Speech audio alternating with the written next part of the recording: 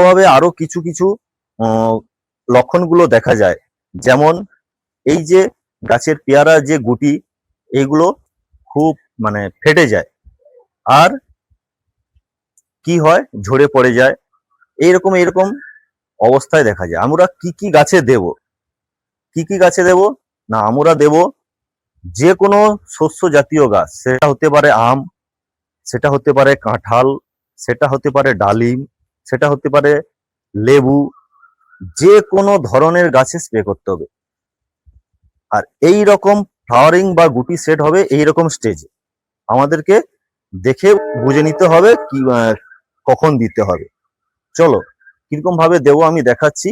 এটা আমার স্প্রেয়ারের বোতল, পরিমাণ মতো নিয়ে নিয়েছি। প্রায় 2 লিটার জল আছে। প্রায় আমি 3 গ্রাম একটু কম নিয়েছি। এইরকম ভাবে গোটা গোটা গাছে, পুরো গাছে এরকম ভাবে স্প্রে করে দিবে। কখন করব,